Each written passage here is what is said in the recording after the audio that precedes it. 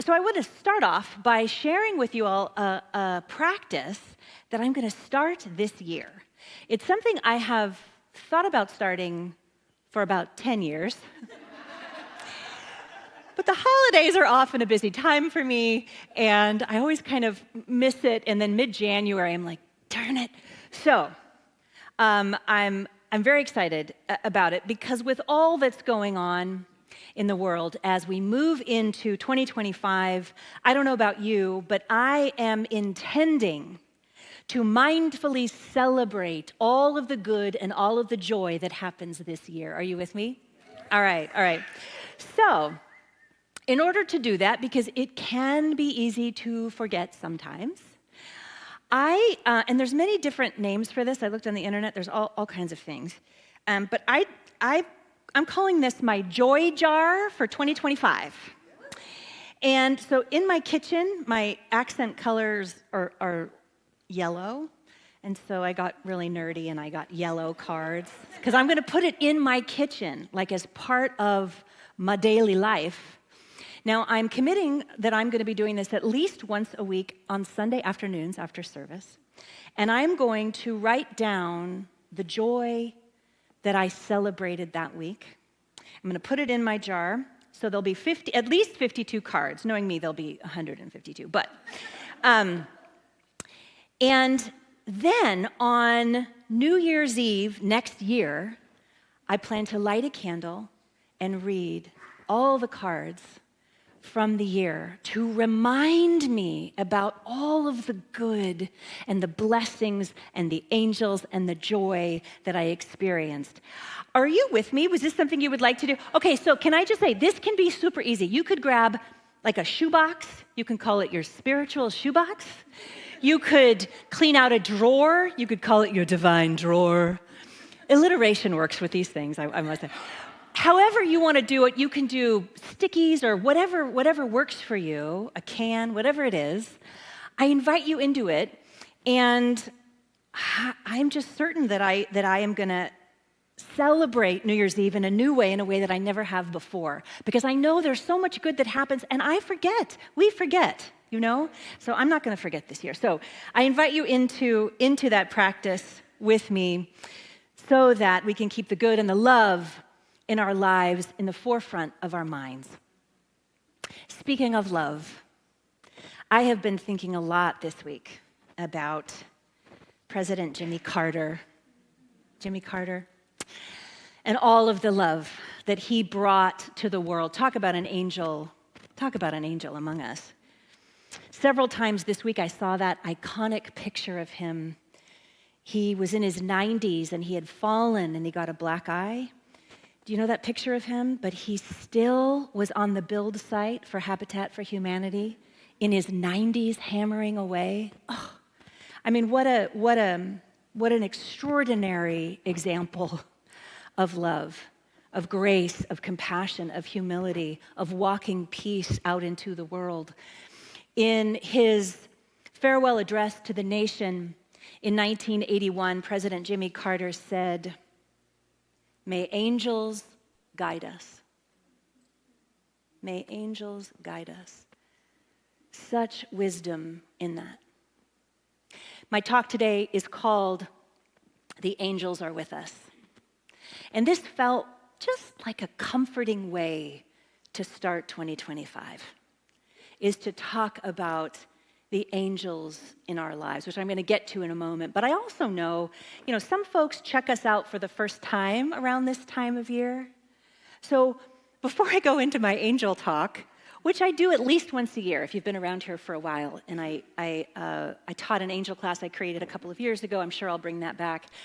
But I just want to kind of bring into the room that here in New Thought, we do not subscribe to a place called hell or any kind of damnation or any of that old-timey religiosity that's based in fear. That is not what we do here. We do not believe in original sin. Rather, we believe and hold that each one of us is an original blessing.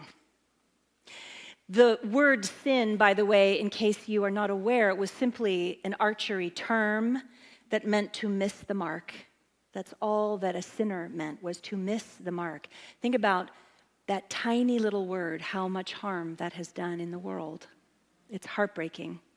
Here in New Thought, we understand that God, love, spirit, universe, whatever word you are comfortable with, is everywhere present, available to every being. This love is the air we breathe. This love of the divine is in every face we see. This love is the ground we walk on. We are a panentheistic teaching, which means we understand that spirit, God, love, is in, through, and as all things, and importantly, in the mystery of life, in the things we don't understand, God is there too. Spirit, love is there too.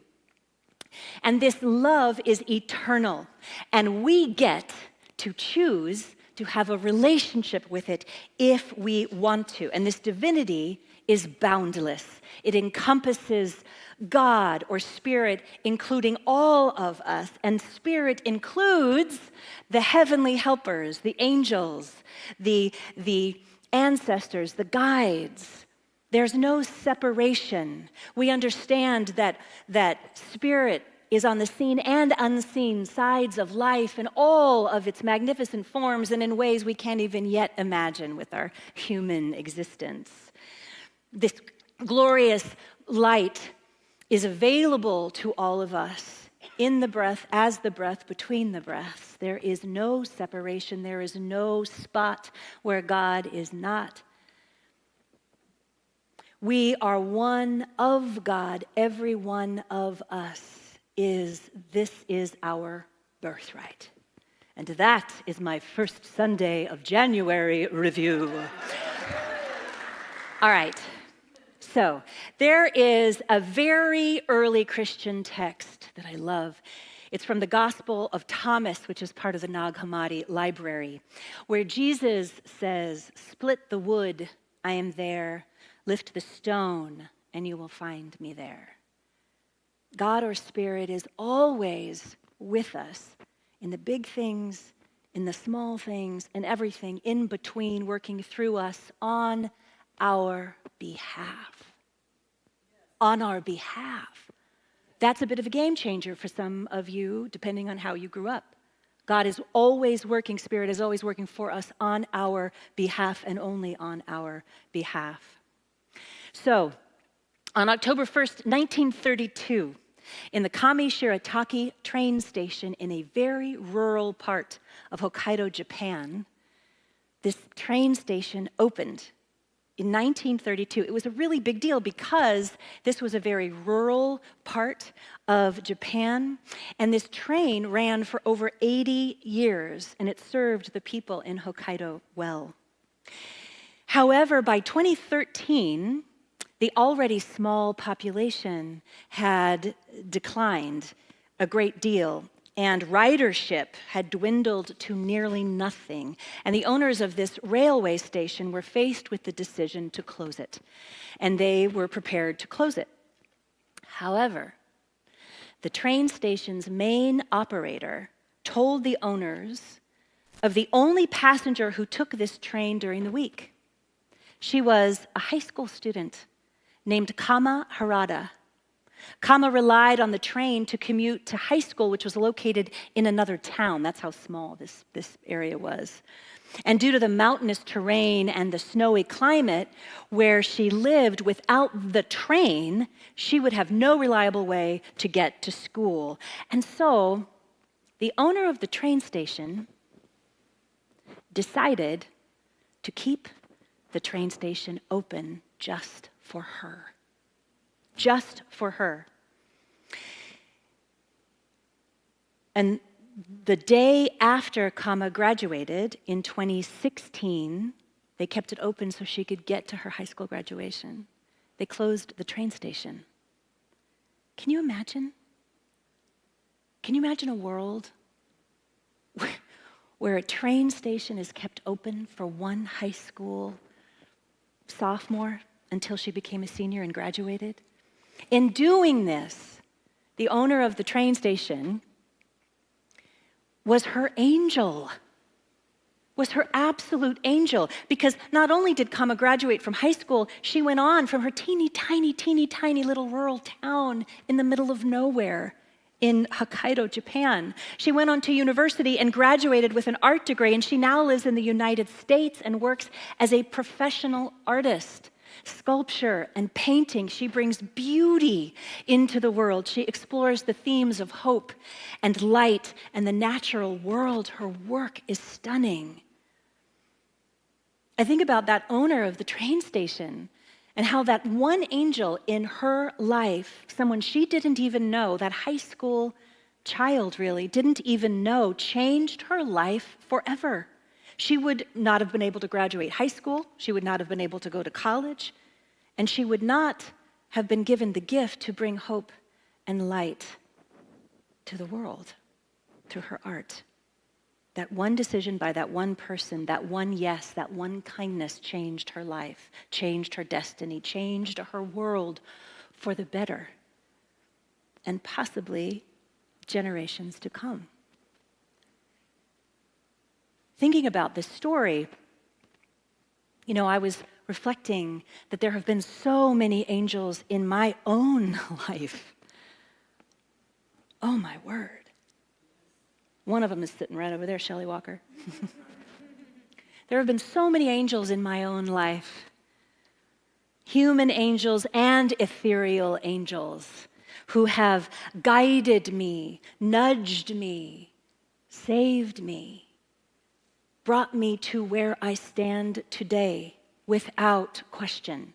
And this is true of every single one of you. Every single one of you. None of us would be the same without the angels in our lives. None of us. Think about a time in your life when you defied all logic and made a choice about something that made no logical sense at the time, but now looking back on it, you are so thankful you did it. Can you bring that into your mind's eye? You were nudged by something greater than yourself. And a decision came from your heart rather than from your overworked ego. Maybe it was a job or a move or a person or a child or a pet or a career change or going back to school or dropping out or a shift of behavior within you. Whatever it was, it didn't just happen. It was divinely guided.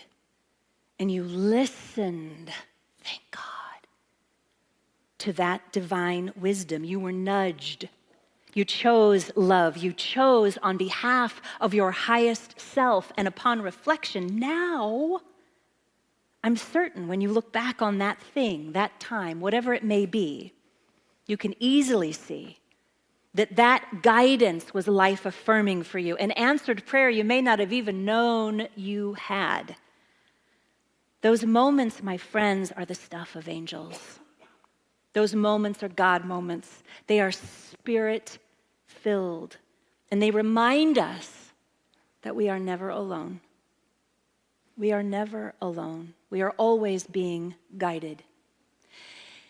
And often, this is happening just under the surface. So, this idea of angels or guides is part of our shared human history.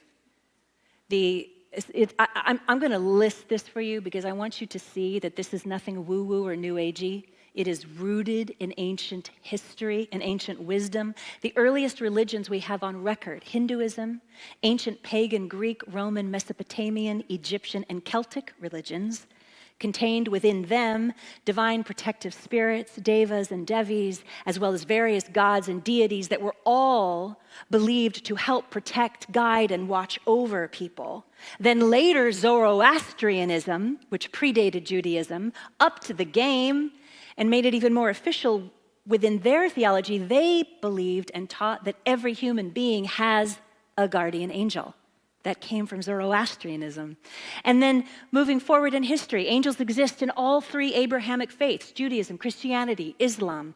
The idea of angelic beings are found across Asia and in Asian cultures. People in the Sikh, Baha'i, Taoist, and some forms of Buddhism believe in angels or celestial beings.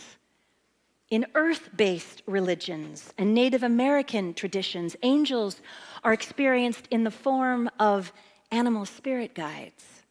Many indigenous cultures across the world believe that their ancestors, especially their grandparents, shout out Grams Eileen, are their angels and spirit guides.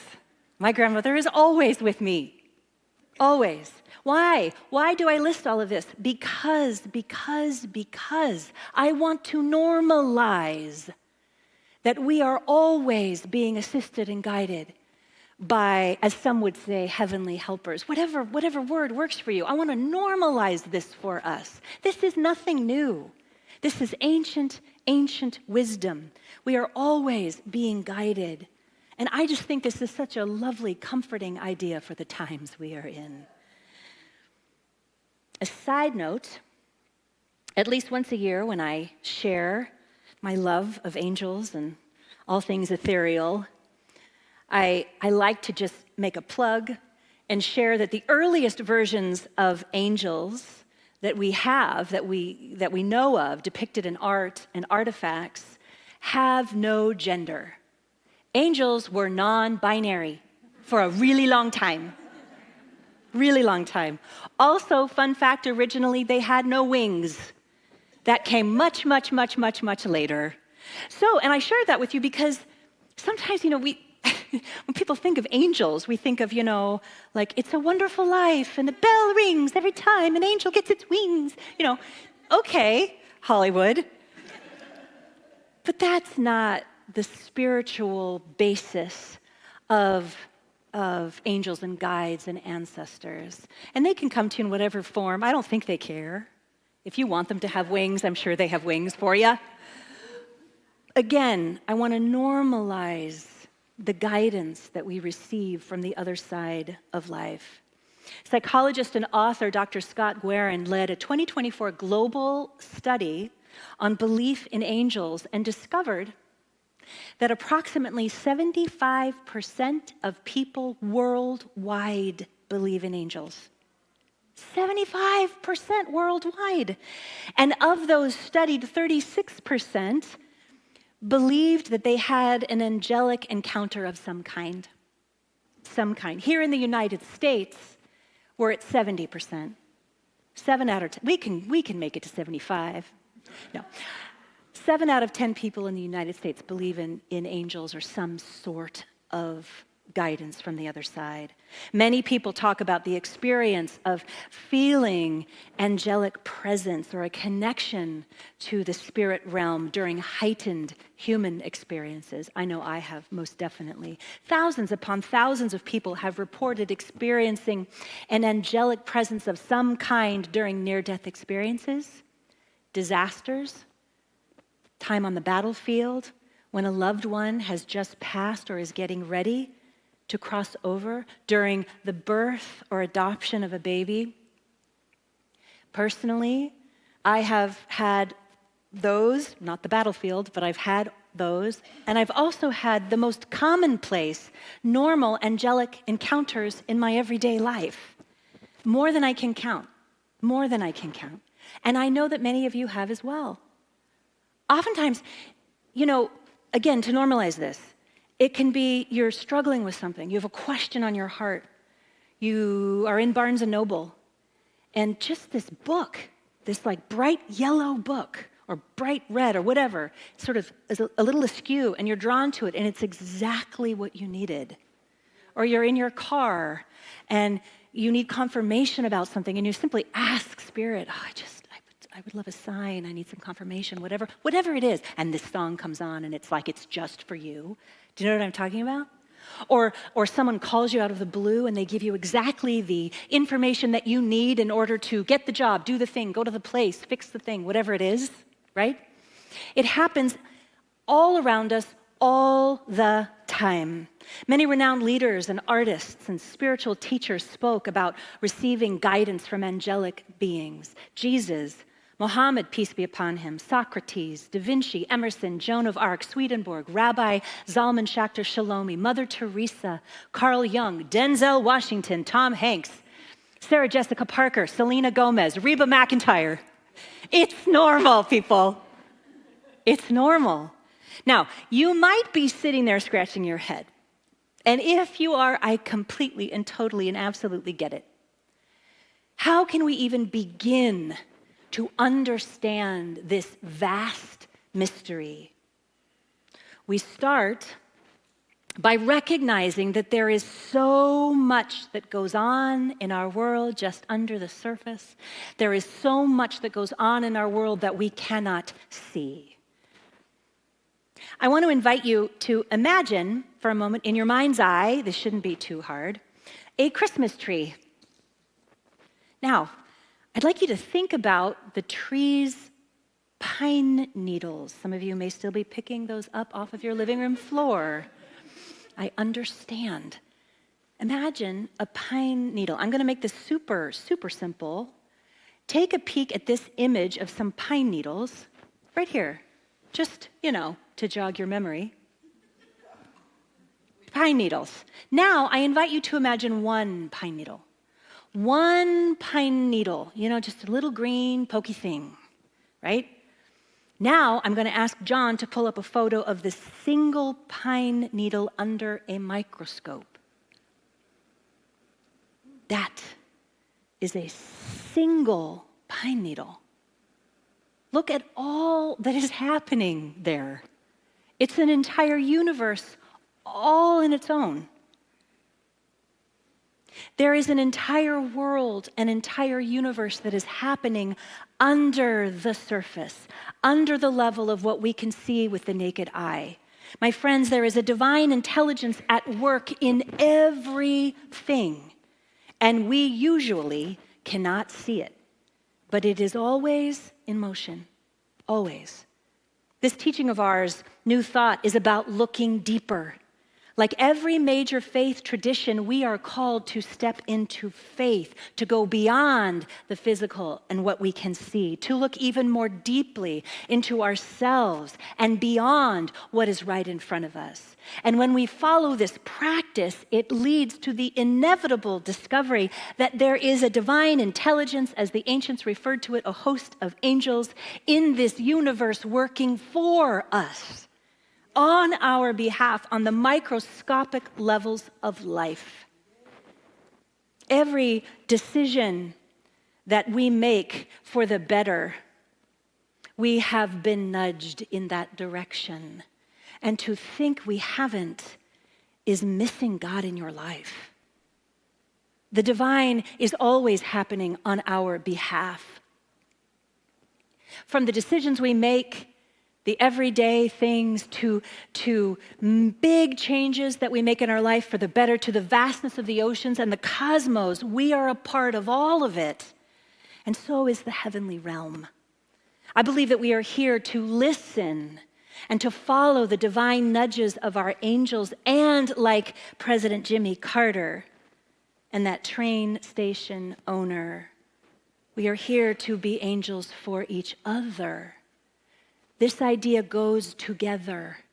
It goes together. One of the very cool benefits that naturally begins to occur when you have been engaged in regular spiritual practice that we teach here, like meditation or mindfulness, spiritual study, forgiveness work, gratitude work, whatever it is that you may be engaged in here, or if you're just beginning to incorporate these practices into your life, you can look forward to this.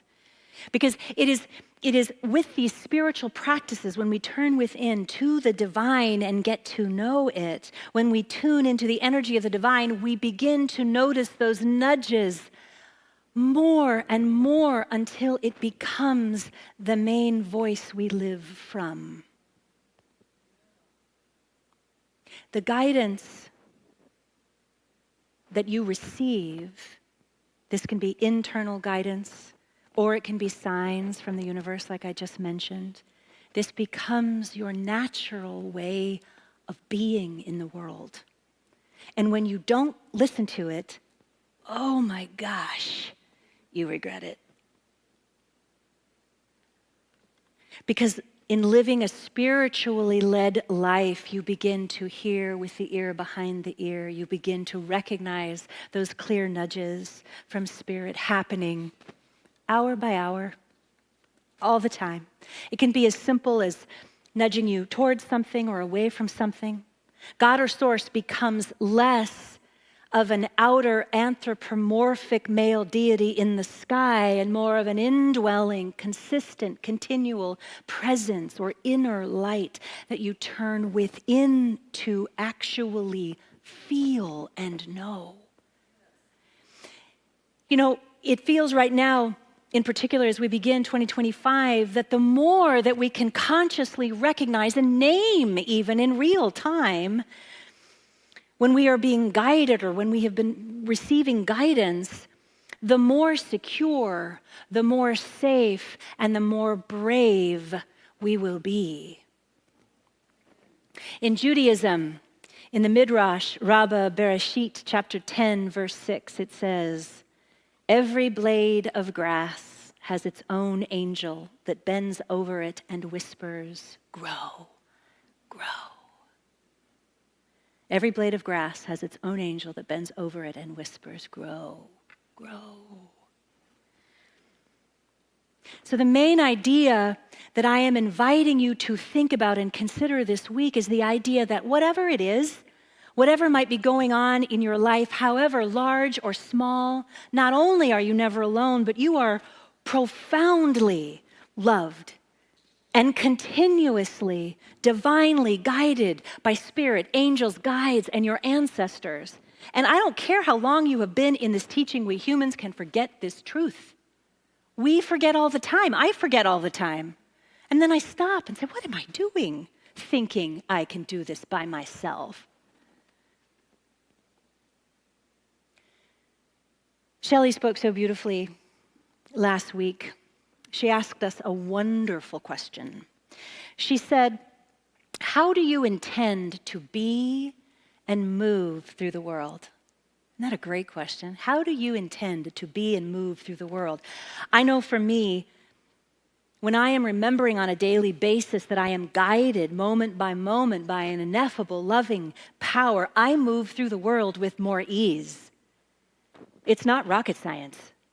I move through the world with more ease. When I remember Spirit is always with me and part of me, that I am of God, of the divine, I am gentler on myself. I'm far more quick to let something go or to forgive. I find it easier to navigate folks that have opinions that challenge my sense of justice. When I remember that there is a host of angels, guides, and ancestors that care deeply about me and support me and guide me, I feel empowered. I feel more courageous and less afraid to speak truth, especially when it's hard. When I remember angels are always with me, guiding me, I am much more willing to get out of my own way and allow Spirit to move through me and say yes or say no. So I ask you, how will you be and move in the world knowing that you are being guided moment by moment by divine love itself? How will you be and move in the world knowing this truth? It changes you. I know it changed me. The great Reverend Dr. Howard Thurman wrote, "There must be always remaining in every life some place for the singing of angels, some place for that which in itself is breathlessly beautiful. Despite all the crassness of life, despite all the hardness of life, despite all the hard discords of life, life is saved by the singing of angels." So this week, I invite you to create an opportunity to focus on joy, focus on good. Make yourself a little joy jar I invite you into that. I invite you into that. Secondly, whenever you can be kind, whenever you can choose kindness in small or large ways, I invite you to recognize in the moment, on the breath, that you are being an angel for someone else in that moment, and you have no idea the ripple effect of what that might be. So I invite you to lean into that, do more of that for others, with the recognition that you are paying it forward. You're taking the grace and the love of your guidance, of your angels, and you are paying it forward here on earth for others. What a great way to honor your ancestors and your guides. And finally, I invite you to begin to acknowledge on a regular basis, to name just how guided you are by divine love, that your angels surround you both in human form and in the ethereal realm. Let this become your new normal. It's okay. It's just us. We understand. We get it.